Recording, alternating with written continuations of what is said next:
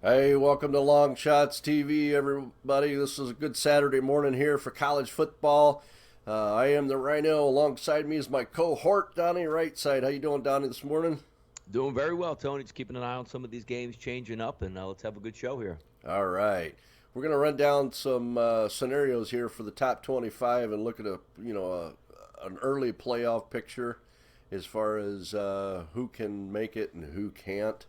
The College Playoff Committee doesn't unveil its rankings for a couple of weeks yet, but we do have a good idea based on some of these bigger games on what's going to happen down the road. So we're going to give you an if-win outcome for each of these games in week 6. A couple of them have already been played, but this is the schedule, and it's good enough for a stand-in for the playoff rankings at this point in the season. So this weekend includes 4 games between AP ranked teams, another 7 AP ranked teams on the road, and a few big rivalries involving at least one playoff contender. And all these times will be Eastern. So let's just get it rolling. Number 1, Alabama, favored by 14 at number 16, Arkansas.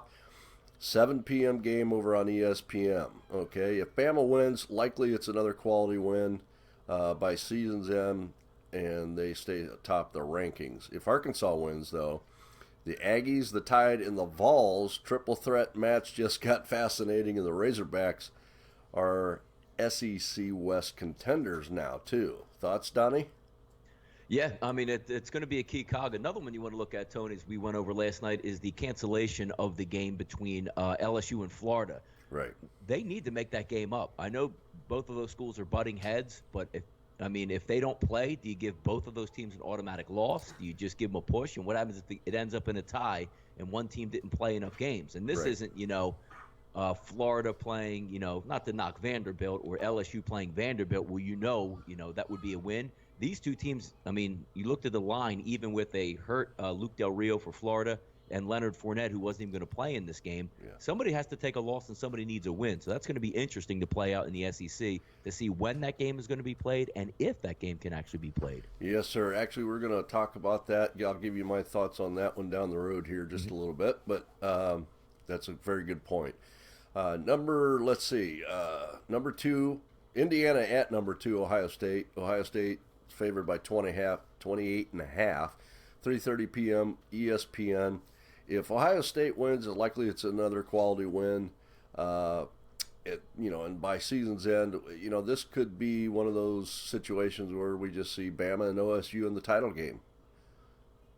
Yeah, I mean, look down the road. What's going to happen here? Last week of the season, you're going to get Michigan and you're going to get Ohio State for basically who's number one going to win the Big Ten, because the winner of that one, I think, is going to go to the Big Ten championship game and win that game. But also, you're punching your ticket, probably even without even winning the Big Ten championship game, into that Final Four. So, I mean, that's going to be a titanic matchup by the end of the season, Tony. We're looking at maybe 1 versus 3 to end the year. I remember maybe, what was it, about a decade ago?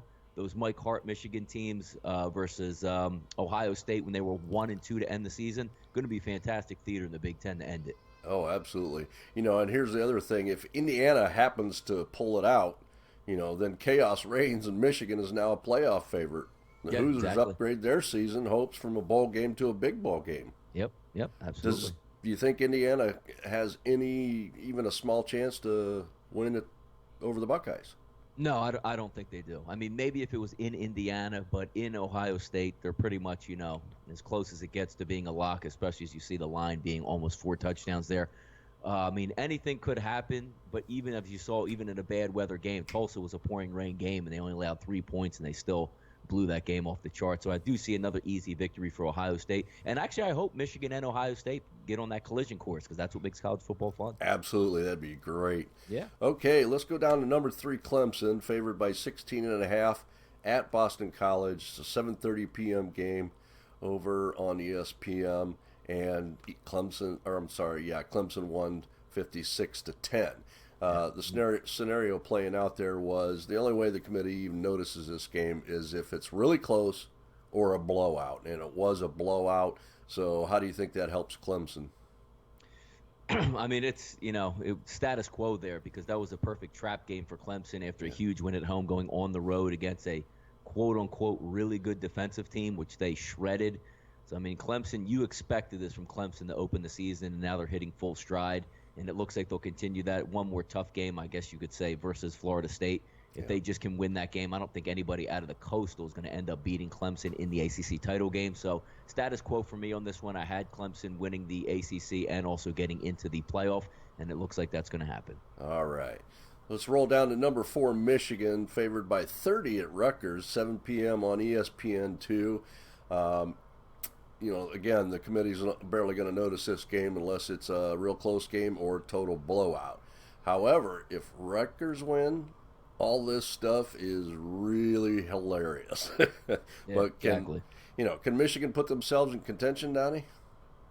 Michigan is going to be in contention. And a few minutes ago we talked about it. I mean, it's going to be Michigan versus Ohio State. I mean, obviously I think Ohio State is the better football team, but you don't know where the attrition is going to come down the line. Is there a big injury? Does JT Parrott get banged up? Does, a key ingredient in that game get taken out?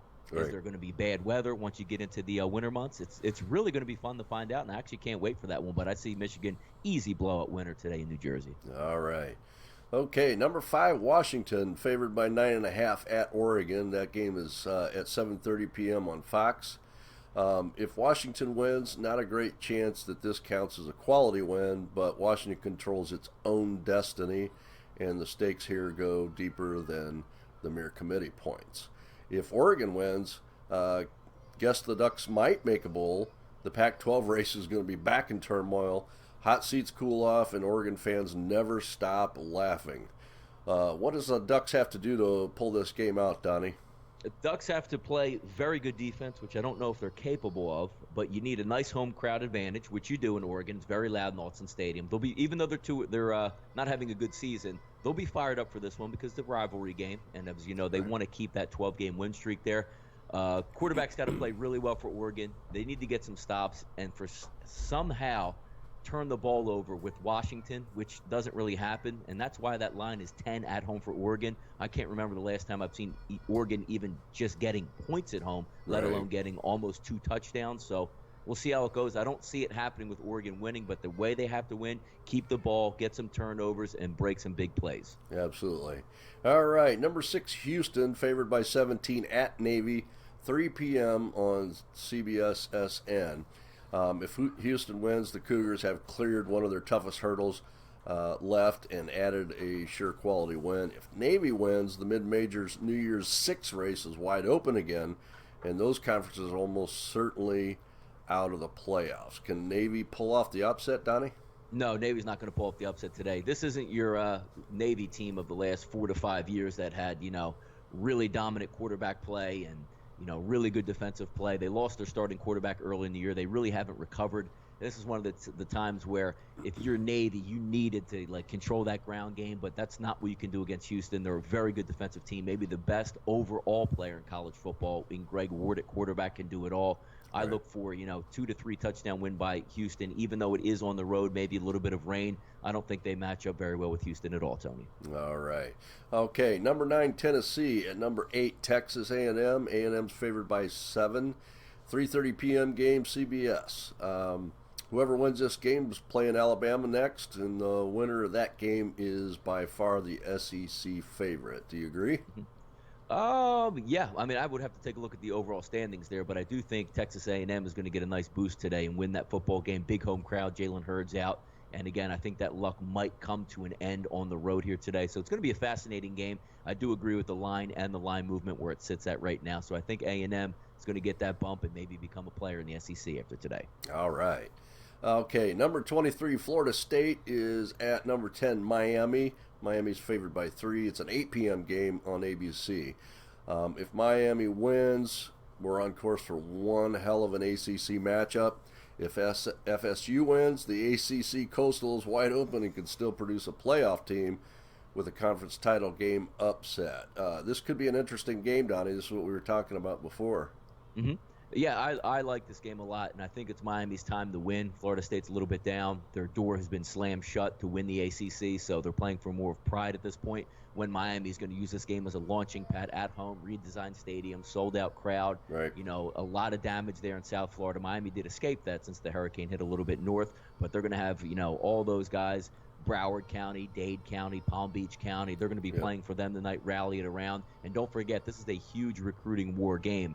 Right. Tons and tons of five-star talents in the building tonight. Both teams want to impress, and I think Miami's going to be able to pull this one out. Okay. All right, let's jump on down. Washington State at number 15, Stanford. Stanford's favored by 7.5. It's 10:30 p.m. late game on ESPN. If Stanford wins, it's a quality win for them, probably. If Washington State wins, is the Apple Cup going to decide the Pac-12 North? I mean, only 8 years after the legendary Crapple Cup.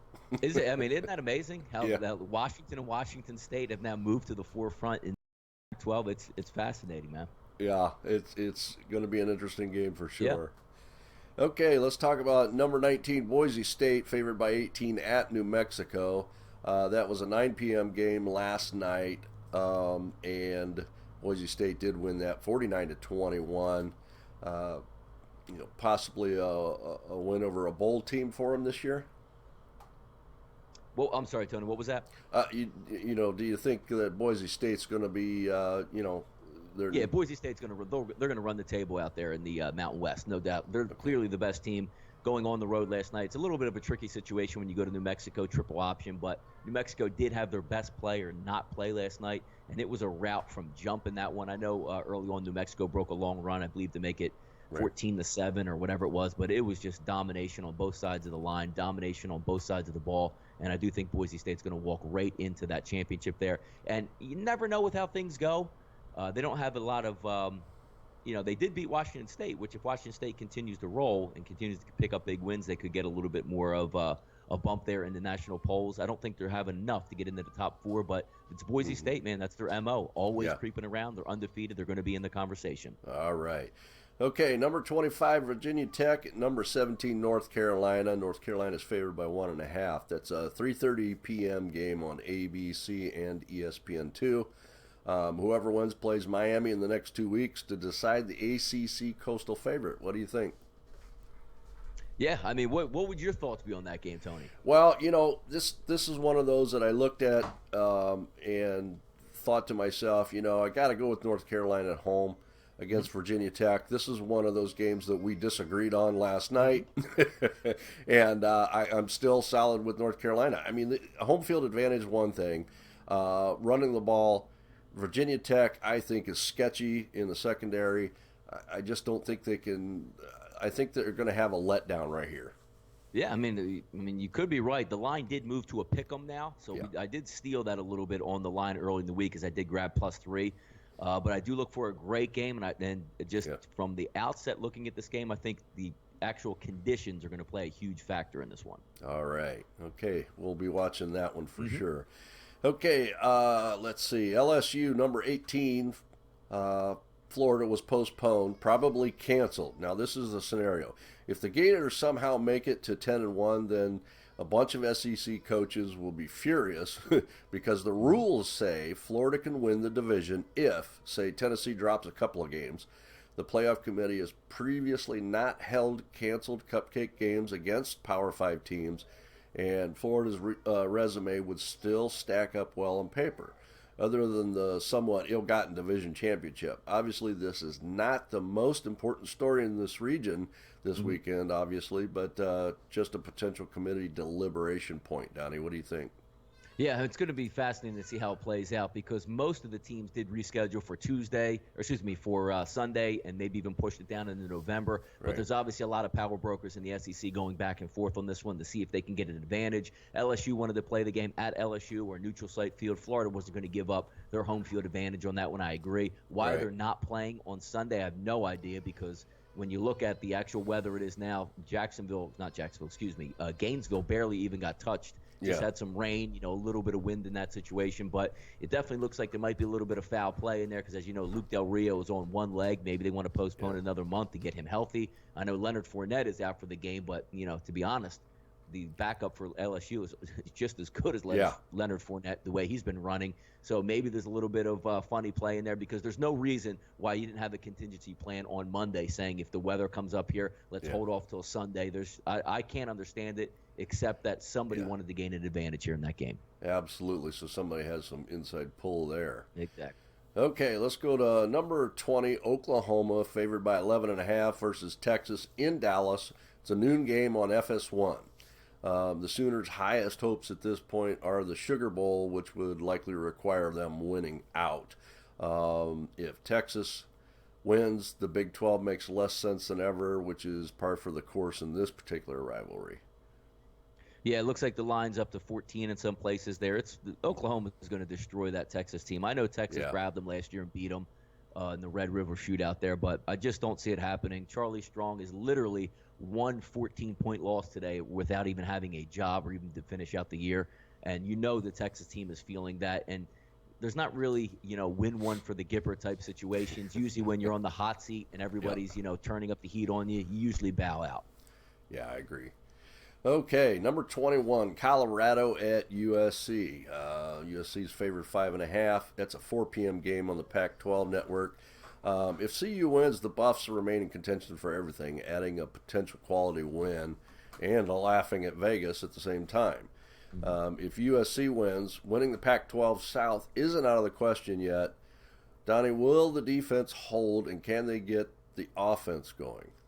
USC plays really well at home. There's no question about that. And if this game was maybe in Colorado, it would be a little bit different.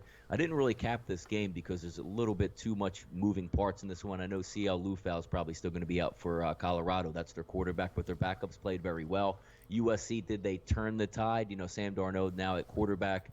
Should have won the game in Utah, but came home with a nice, easy winner last week versus Arizona State. I mean, if I'm taking a side here, I have to take USC at home just for the simple fact is they have a lot of talent on that team. Quarterback play now looks like it's not an issue anymore. And I just don't trust Colorado yet, even though they did beat Oregon. But then again, it looks like everybody beats Oregon at this point. So I'm going to take a wait-and-see approach on USC. If I had to take the game, I would take USC at under a touchdown. Wow, that's interesting. That's a game I looked at too and thought that Colorado might be able to pull it off over there. But you're right, USC is very tough at home. Yeah. Okay, Arizona, number 24, or Arizona at number 24, Utah. Utah is favored by 10. That's also a 10 p.m. game on FS1.